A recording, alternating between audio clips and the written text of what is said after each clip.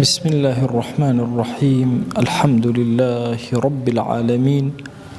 والصلاة والسلام على خير خلق الله محمد وعلى آله وأصحابه الكرام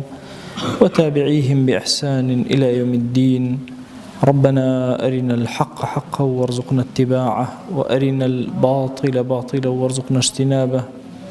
ربنا آتنا في الدنيا حسنة وفي الآخرة حسنة وقنا عذاب النار. برزان وخشوستانم لخدمة كتاب النيابي مدارج السالكين، منزليك لمنزلي خواناسي بريتيل منزلي توبة كاران. دو تارباسي توبة من كردو أمر السهم وتار لخدمتنا أبين وهو الأدين بابتي كوكينو وكرتكينو أو منزلي ببرين ئەگەرچی ئەو بابەتە خۆی بۆ خۆی لەو ئەچە ڕەمەزانێکی پێویست بێ بەس بابەتی تەوبە و مەقامەکانی ناو تەوبە، چونکە تەوبە بۆ هەموو عامەتە ئەبێ ئینسان بزانێت لەکوێ لە چ مەقامێکە خۆی دۆزیوەتەوە لە تەوبەکردنە. ئەگەر ئەتەوێ بزانی تەوبەکەت قبوڵە لای خوایە قبوڵ نییە، کۆمەڵی علامات هەیە. یەکەمیان إنسان أبي قران كاري بسرهات أن يكون بعد التوبة خيرا مما كان قبل الخطيئة. أبي إنسان فضيلته برزو بتولى إخوة جل جلاله بيش توبة ودواي توبة كي فرقيه بيش توبة كي لنا وقناها نبوا دواي توبة كي وقناها نبي صادقا نبي لبين إخوة وخوة. أجر هستي بم خير كرت أو الدليل لسر توبة كي قبول دو حركاتك بيري لو قناها كردوا خفتي خوارد غمي خوارد بيتاقد بو قناهاي كردويتي الرجل للرجال لعمري جواني أم لمقامي جواني أم كم بيو أو نشاني توبك قبول غيري أما سهم دانا دليل لسر أوي كتو عبداتك قبول توبك قبول يا قبول نيا شنك نفسي خوت بكم أزاني شانك خود الزليل أكيل بردم خوايا. إنسان بطبيعتي حال لجناها هند جار عزتي جناه أيجري هند جاريش لدوي جناح وهز بذلتك أجل لدوي توبكت هست بالزليلي كذا أو نشانة توبكت قبول هست بونكرت كجورك لجوران يعني سري برزو عزة واخد بين تبيشون ناب عكسه هست كربويك أم توبيك كردوتا ذلتي بيداوي لبردم خوايا خود بچو كردوتا خود كسر كردوتا خوش كاندن لبردم خوايا يكيك لصفة الزور قورا كان عابد الزور قورا كان أو صفتيان هبوا لبيني خوي وخوايانا خويا زورش كان وتو. إما إنسان قد دقتي خومان بدين إما صاحبي تشين تاوكو عزت بمان قري ولوتمان برز بي صاحبي تشين هر نعمة لنعمة كان لباطن وظاهر سيرك خدايت يا أبيني هي أوا أي شون خود ناشكني لبردم خوايا أي شون كلمات كانت لفظة كانت كردوا كانت كردويكي كسيكي خوشكنية لبردم رب العالمين. زور قرنقا ما بس التوبكت خوا ناسي ونزيق بنوبي الأخوا نقلة ترسي الدنيا به إنسان جاري وهي توبكة لترسي ويفضح النبي للدنيا أو توبة نشانه وتوبكة قبولني أبي لبرخاتي خوا إنسان توبكة كردو طبيعي إنسان حزنا هيج إنسان حزنا كبا فضحبون هو من حزكين لجي ستري خوايا بين بلا أبي أقاد لي بي توبكد لبيناوي ستر كان نبي توبكي لبروي خوي قربشكم أمجار رجعفهم كاتو نمش كينات ولا نو خلقا كشفنا لا توبكي لبر خوابك خوا خوي سترد أكا أجر توبكي لبر أوبو نشانه ويا توبكي قبول نبو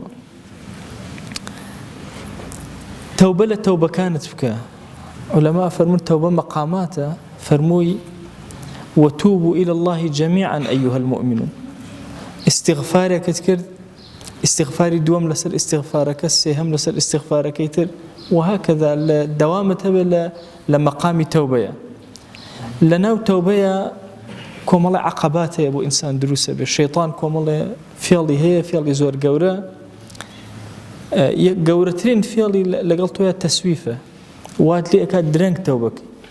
كر الله جاري هشتا جنجم لبرمه وما دو أتر توبة أكم ورده جار بجار شيطان تأخير دكاتا كاتي زين كتابو توبة نكرد. ابن القيم فرمي كومال عقباتي زور خطر الرجري زور خطر للشيطان وهي لبردم تويا کە مەجالت نادەن تەوبەکەت بکەی. ئەڵێ شەیطان کاتێک کە تۆ ئەبینێ خەریکی عەبدایەتیت کۆمەڵێ ئیش لە بەرامبەرت ئەکا، یەکەم شت کە بەرامبەرت ئەکا محاولە ئەکا تووشی کوفرت کە بە جۆرێ لە جۆرەکان. ئیتر ئایا لە دائیرەی ئیسلام بە چه شێوازێک ئەوێ بتباتە دەرەوە؟ ئیتر هەر یەکەمان بە شێوازێ. ئەفەرموێ عەدەدی ئینسانەکان چەند گەورەیە، فێڵەکانی شێطانش ئەوەندە زۆرە بەشی هەموویانەکە. هەر یەکەمان بە نەوعێک محاولە ئەکا لە مەسەلەی کوفرا بیگرێ. ئیتر کوفری قەولیمان هەیە، فعلیمان هەیە، کوفری بچووکمان هەیە، گەورەمان هەیە، خەفامان هەیە، ئاشکرامان هەیە. مهم شەیطان محاولە ئەکا تووشی کوفرت کە. ئەگەر لەوە نەجاتی بوو تووشی بیدعەت ئەکا. محاولە ئەکا بە جۆرێک لە جۆرەکان لەناو بیدعە بتگەوزێنێ. بیدعە هەر شتێکە کە لەژێر دائیرەی دینە جێگەی نابێتەوە. نە ئەوەی هەر شتێ پێغەمبەر نەیکردبێ صلی الله علیه وسلم بیدعەتە، ئەو کەلیمەی غەڵەتە، ئەو فکرە غەڵەتە. هەر شتێک لەژێر دائیرەی دینە جێگەی نابێتەوە. چونکە ئێمە جاری وایە هەر شتێک پێغەمبەر صلی الله علیه وسلم نەیکردووە بەڵام لە چوارچێوەی دینە جێگەی ئەبێت. بنمونە پێغەمبەری خوا صلی الله علیه وسلم قەت زەکاتی نەداوە، خۆ زەکاتێکە لە واجبات، بەڵام لە چوارچێوە دائیرەی دینە جێگەی ئەبێت. یان ئێمە زۆر کات لە دین بەتاتی فقهی ئیسلامی بەشێکی زۆری قیاساتە. یعنی ئێمە مەسەلەن کەسێک یە تەلاقێک ئەخوا بە جۆرێک لە جۆرەکان هیچ حەدیثێکی لەسەر نەهاتوو، ئێمە ئیجتیهادی عولەما بەکارهێنین. ئەوە پێ ناوتێت تەلاقەکەی بیدعیە، کەلیمەکە وتوێتی بیدعیە، نە، چونکە دوو کەس نییە لەسەر زەویە تەلاقەکانیان وەکو یەک بێ، بەڵام کۆمەڵی یاسامان هەیە چێتە ژێر یاساکانەوە. لە عیباداتیشە هەر ئاوایە، نەک معاملات. ئەمە هەندێک عیباداتمان هەیە کە قیاسات تێیە تەحەکوم ئەکا. بنمونە لە نوێژێکە غەڵەت ئەکەی، خۆ هەموو حەدیثەکان لەسەر غەڵەت هاتوون، چەند حەدیثێکی کەمن. جۆری غەڵەتەکانی ئێمە ئەنواع و ئەشکاڵن لە نوێژە، لە کامانە سوژدەی سەهو ئەبەی، لە کامانە نایبێ، لەبەرەوە ئەڵێن لە چوارچێوەی دینە جێگەی نەبێتەوە، چێتە ناو بیدعەتەوە. وەکو ئیبن جەوزی لە تەلبیس ئیبلیسە باسەکە ئەفەرمێ بیدعەت ئەوەیە کە مخالفەی شەریعەت ئەکا، مخالفەی شەریعەت. واتە ئێمە کۆمەڵە دەقمان هەیە، ئەم بیدعەیە پێچەوانەی ئەو دەقانە ئەوەستێتەوە و کاتێ چێتە بابی بیدعەتەوە. هەر خۆی پێغەمبەر صلی الله عليه وسلم ئەفەرمێ وەسەکەتە عن ئەشیاء ڕەحمەتە لەکم. لە زۆر شت بێدەنگ بووە پێغەمبەر صلی الله عليه وسلم شارعی مەزن، ڕەحمەتە بکم، لەبەر خاتری ئێوە، ڕەحمەتە بۆ ئێوە، بۆی مەجالی عەقڵی ئینسانی هەبێ ئیجتیهادکەن خەڵک. ئەگەر شەیطان نەیتوانی لە کوفرە تۆ داخڵکە، نەیتوانی لە بیدعەتە تۆ داخڵکە، محاولە ئەکا لە گوناهی کەبیرەیە بتگەوزێنە بە گوناهی کەبیرەوە. گوناهی کەبیرە زۆر زۆرە. هەندێک فەرمویانە حەفتایە، هەندێک فەرمویانە نا، گوناهی کەبیرە ئەسڵەکەی ئەوایە هەر گوناهێک لە حەدیثەکانە لەعنەت بەرامبەری بەکار هاتبوو، هەر گوناهی عقوبەی گەورەی لە بەرامبەرە دانرا بوو، هەر گوناهی زۆر بە گەورە لە فەرمایشتەکانە باسکرا بۆ چێتە بابی چیەوە؟ گوناهی کەبیرەوە. محاولە ئەکا شەیطان لە گوناهی کەبیرەش ئەنواعی هەیە، ئەکبەرول کەبائیرمان هەیە، لەو گەورەتر لەو بچووکتر، یعنی لەناو کەبیرەشە چەندین جۆرمان هەیە. محاولە ئەکا گوناهی کەبیرەت پێ بکە. یعنی ئێمە مەسەلەن زۆر کات ئەڵێن ئەلحەمدولیلا لە گوناهی کەبیرە پارێزراوین. ئێمە تەسەووڕ نەکەی گوناهی کەبیرە تەنها بریتێ لە زینا و دزیکردن، دائیما ئێمە ئەمانەیەتە زیهنمان. ئەو غەیبەتەی کە ئیکەین باسی موسڵمانێکن هەمووی لە گوناهی کەبیرەیە. یەکێک لەو گوناهانەی کە زۆر جرمەکەی گەورەیە بریتێ لە چی؟ لە غەیبەت. بوهتانکردن، جاروێ خۆت بوهتان ناکەی، بەس قسەی خەڵک ئەگێڕیتەوە تۆژە بیتە بوهتان چی، یارمەتیدەری بوهتان چیەکەن. زۆر ئینسان ئاگای لە زمانی بێ. ئەگەر هاتوو شەیطان نەیتوانی گوناهی کەبیرەت پێ بکە، اینجا گوناهی سەغیرەت پێکە. ئەڵێ کورە دە کەبیرە نەکردو پارێزراوی، ئەو گوناها سەغیرانە چین خوا لێت خۆشە بێ. دائیرەیەکی تری هەیە کە گوناهی سەغیرەیە. گوناهی سەغیرە زۆر خەتەرە. ئیاکم ومحقرات الذنوب. پێغەمبەر صلی الله علیه وسلم فەرمێ زۆر ئاگاتان لە گوناهە وردەڵەکان بێ کە ئێوە گوێ نادەنێ. جاری وایە یەکێ لەو گوناهە وردەڵانە فێڵی شەیطانە تۆ تێ ئەکەوی کاتی ئەزانی لە گوناهی گەورەوە سەر دەرەکەی.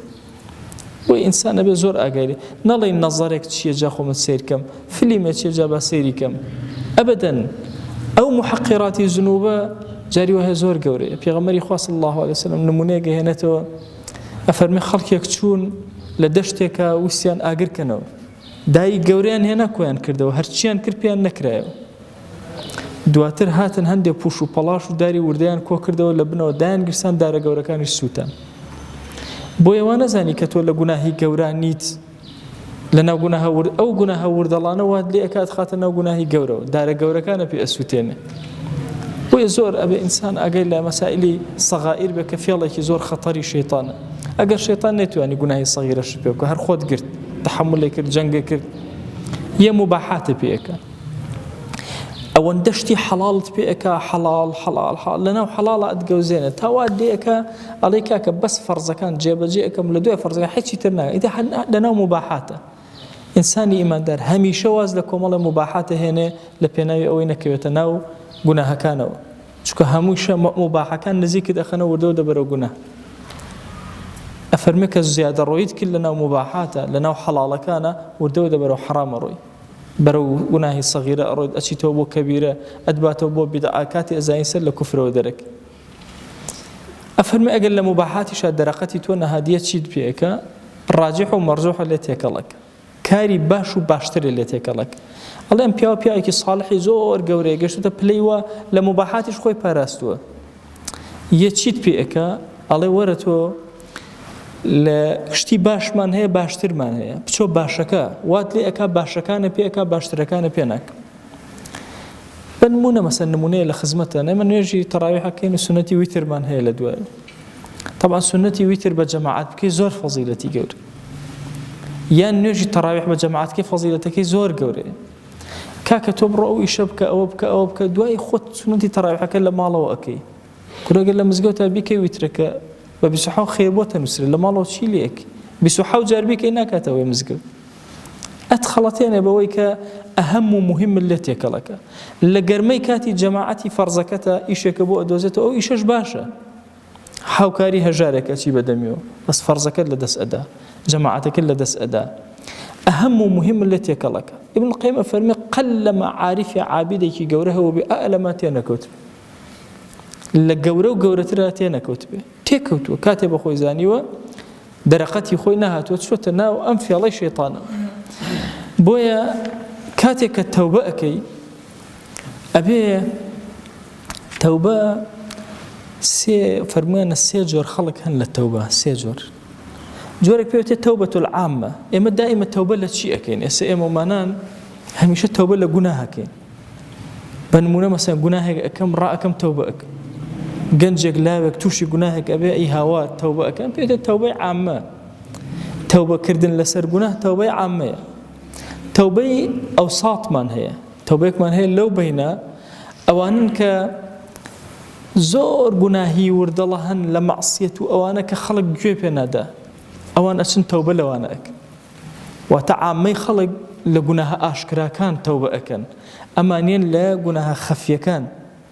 گوناهە زۆر وردەکان تەوبە ئەکەن چۆن گوناهە وردەکەن بە نمونە ئێمە لەوەچێت تەوبە بکەین لە نەزەرێکەوە کردومانە ئەزانین گوناهە ئەوانیان نەزەرێکە بە دڵیانە هاتووە تەبەن تۆ ئێستا کە نەزەر ئەەکەی وێنەیەک وەرەگری ئەم وێنە لە دڵتا ئەمێنێتەوە ئەوانیان تەوبە لەو ئەکەن کە لە دڵیانە ماوەتەوە پلەکەیان لەو بەینایە ئەفەرمێت تەوبەی خەواسمان هەیە تەوبەی خەواس زۆر لە ئاستێکی بەرزایە هەموو کاتێک یەک چرکە کاتی خۆی لە ژیانە بە فیڕۆیاندا بێت تەوبەی لەسەرەکە یەک چرکە کات لە عیبادەتەوە بێت تەوبەی لەسەرەکە یەن تەوبە لەسەر عیبادەتەکان ئەکەن خوایە لەناو ئەو نوێژەمە ئەو خەیاڵە هاتە پێشەوە خوایە تەوبە ئەکەم لەسەری نە تەوبە لەسەر گوناه تەوبە لەسەر تەضییع الوەقت لە دەستدانی کاتی زێڕینی ئینسان عمری ئینسان لەسەر خەوی زۆریان تەوبە ئەکەن لەسەر خواردنی زۆریان تەوبە ئەکەن لەسەر پێکەنینی زۆریان تەوبە ئەکەن لەسەر قسەکردنی زۆریان تەوبە ئەکەن وی سەیدنا ئەبوبەکر ڕەزا و ڕەحمەتی خوای لێبێ فەرمێ بەردێکی هێنای قسە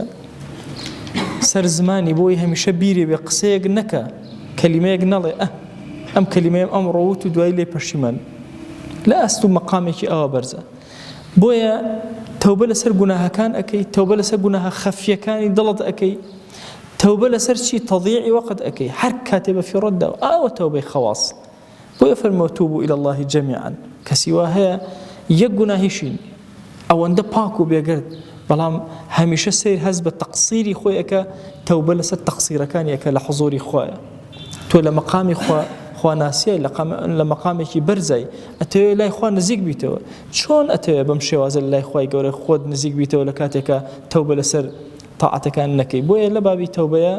ئێمە وا تەسەوور نەکەین تەوبە تەنها بۆ کەسێکی گوناهبارە تەوبە بۆ عابیدەکەیە بۆ ساڵحەکەیە بۆ چاکەکەیە بۆ ئەهلی مزگەوتە جاری وایە حقدێک لە دڵتا بەرامبەر بە موسڵمانە دروست بووە تەوبەیە لە دڵتا بغزە بەرامبەر بە موسڵمانی تەوبە وەلا لە دڵتا بۆ کافر دروست بووە پێویستی بە تەوبە هەیە هەمووانە پێویستی بە تەوبە هەیە زاڵمێکە خۆشویستووە پێویستی بە تەوبە هەیە حتى لە خەیاڵتا لە خەیاڵاتتا لە هەندێک لە خەیاڵاتە پێویستی بە تەوبە هەیە بەتاتی ئەو خەیاڵانەی کە عەزم لە تۆیە دروستەکە ئیرادە لە تۆیە دروستەکە بۆ گوناه بۆی ئەم پلەیەکی زۆر گەورەیە مەقامێکی زۆر بەرزە عارفی زۆر گەورە هاتوون هەوڵیان داوە پێغەمبەری خوا صلی الله عليه و سلم فەرمێ عەلەیکە بکەثرەتی السجود سوجدەی زۆر بەرن ئەمە تەنها بۆ کەسێکی تاوانبار نییە بۆ ئەو کەسەیە کە زۆر چاک أفرمي بو فإنك لا تسجد سجدة يكسر دنيا توبي بي إلا رفع الله بها درجة إلا أخوي قورا رفعك الله بها درجة برزد أكات ويكبلا وحط عنك بها خطيئة يكي خطيئة كانت حلا كانت نفرمي قناها كانت ذنبك خطيئة جوازة خطيئة حالية شكتو أبي زور كامل بي لروي ضلا وكامل لروي روح وكامل لروي جسته وكامل همو نقصان كاني كمالي تو پێویستی بەوەیە کە تۆ تەوبەی لەسەر سوجدەی زۆری تۆ کە ئەی بیت و نوێژی زۆر کە ئەیکەی جێبەجێ ئەەکەی هەمووی ئەمانە ئەبنە ئەوەی کە خۆی گەورە لە خەتیئەتەکانت ببوورێ بۆی ئینسان لە تەوبەیە ئەو فەرمودەی پێغەمبەر صلی الله عليه و سلم زۆر گەورەیە کە استیغفارەکە لە چی لە گوناهەکانی جله صغيره كبيره عامه باشە هەرچی جۆری گوناهەکانمە ئەوەی کە زۆر وردە ئەوەی شاراوەیە پەنهانە کەس پێی نەزانی و لە دوعاکانە داوا کە خۆی گەورە لێت خۆش بێ چونکە هەندێک گوناه هەیە تۆ تەسەوور ناکەی ئێمە مقەڕەبینمان هەن ئەو کەسانەی زۆر نزیکن لەخوا هەندێک لەوانە هەندێک گوناه هەیە ئەگەر بیکەن یا هەندێک حەسەنات هەیە ئەگەر بیکەن بە گوناه لەسەریان ئەنووسرێ ئەنێسە تۆ تەسەوورکەن کەسێک سەرەتایەتە ناو ئیسلامەوە ئێمە زۆر شتی لێ قبوڵەکەین سنت هەربانەکە خەینە هەر قبوڵمان بەس فەرزەکان جارە جێبەجێک لە دواییە تۆی ئیماندار چەند ساڵ لە ناو مزگەوتە بڵێ بەس فەرزەکان جێبەجێکەم و تەواو لەسەر تۆ لا ناچێ بۆیە قاعدەیەکمان هەیە عولەما فەرموویانە چی حەسەنات الئەبرار سەیئات المقەڕەبین حەسەنە و چاکەی ئەو کەسانەی کە باڕن زۆر چاکەکاری ناو مزگەوتن بەنسبەت کەسە مقەڕەبەکانی خۆ بە گوناه بۆیان ئەژمێرێ ئەگەر ئەوان ئەو ئیشەی تۆ بکەن بنمونە ئێمە نوێژێکی غافڵانە ئەکەین دڵمان لە شوێنێکە هەر جاری لە شوێنێ ئەمە ئەگەر کەسێکی مقەڕەب لەخوا ئەم نوێژە جێبەجێکە بە خەتیئە بۆ ئەنووسێ بێت تەوبەی لەسەرکە ممکنە بەنسبەت کەسێکەوە کە تازەیە و لەناو دینداری و لەناو خۆی مەقامی خواناسیە سەرەتایەتی ئەمە بە ئیحسان بۆ بنووسێ بەڵام بۆ کەسێکی نزیک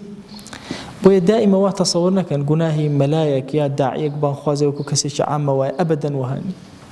دائیمە ئەو کەسێک کە خۆی لطفی لەگەڵا ئەکا علومی شەرعی ئەداتەیە گەورە ئەبێ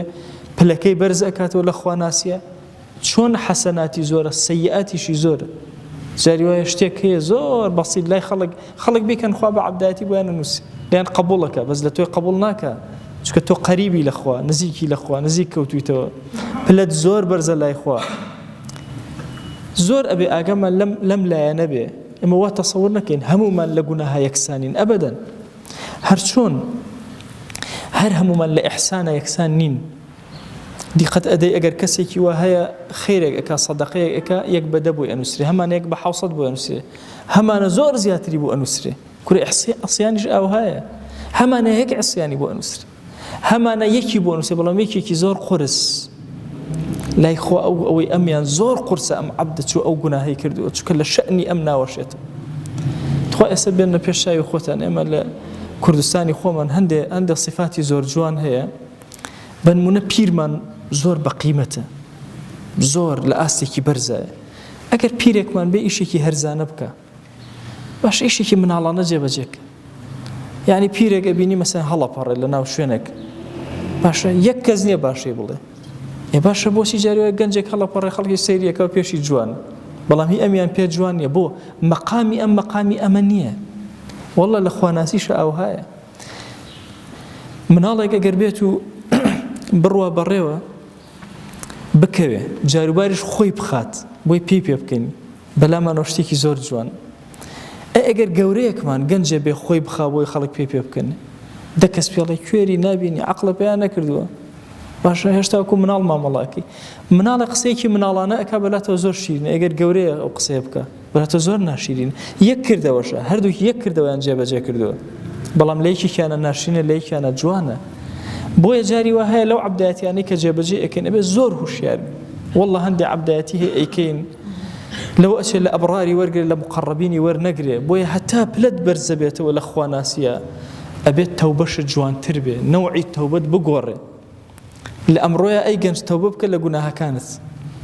سبەینە تەوبە بکە لە عیبادەتەکانت. ئەمڕۆ تەوبە کە خۆیان یان فڵانە گوناه و فڵانە گوناه و فڵانە گوناهام کرد بمبور سبەینە خۆیان تەوبە ئەکەم لە فڵانە نوێژکە جێبەجێم کرد لە فڵانە ڕۆژووکە گرتم ئاگام لە خۆم نەبوو. بۆیە زۆر ئەبێ هوشیاری ئەم لایەنە بین تەوبەکانمان وەکو یەک نییە. گەنجێک کە سەرەتا هاتووەتە ناو مزگەوتەوە زۆر جیاوازە لە گەنجێک چەندێکە لە ناو مزگەوتەوە لە مزگەوتا پەروەردە بووە. کەسێکەوە تازە لە ئاینی پیرۆزی ئیسلامی دۆزیوەتەوە باوەشی پیا کردووە زۆر جیاوازە لە کەسێکی تر. حتا لە زەکاتە تۆ یەک کە ئەهلی مزگەوتی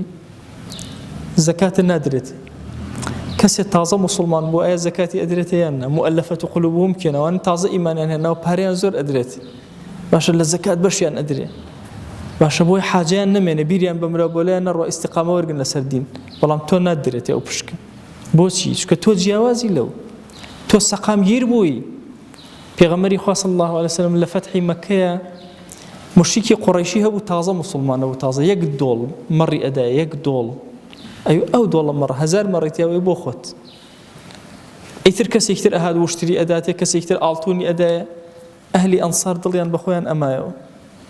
پێغەمبەری خوا صلی الله علیه وسلم هیچی بە ئێمە نەدا فەرمووی ئەی ئەنساریەکان خەڵک بزن و مەڕوشتم دانێ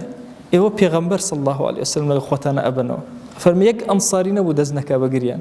والله ئێمە ڕازیمانە بەس پێغەمبەرمان هەبێ هەموو بە هەموو تەواو تە هیچی ترمان ناوێ. ئەمانی ئەفەرمێ پێغەمبەر صلی الله علیه وسلم تەسلیم بە ئیمانیان کرد ئەوانی تەسلیم بە دنیایان کرد. ئەو دوو شێوازە زۆر جیاوازە.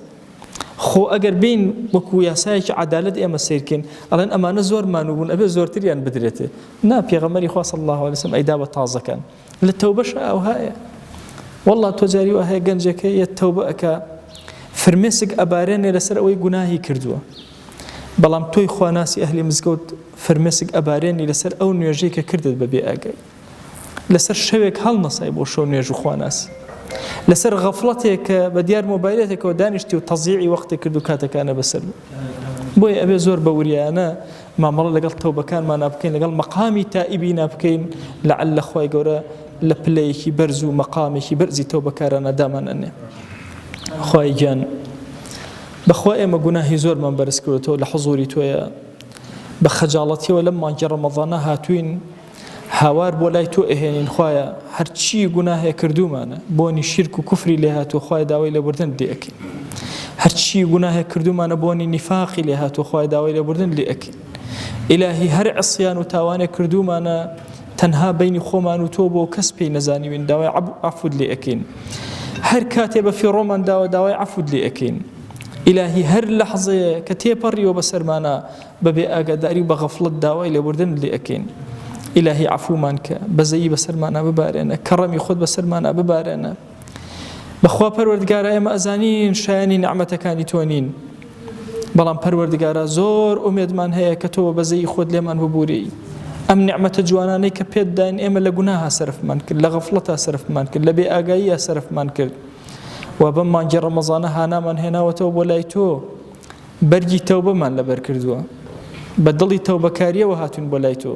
ئەمانەوێت لە مەقامی تائیبان بین و بەرزمان کەیتەوە. ئەزانین تۆش حەلیمی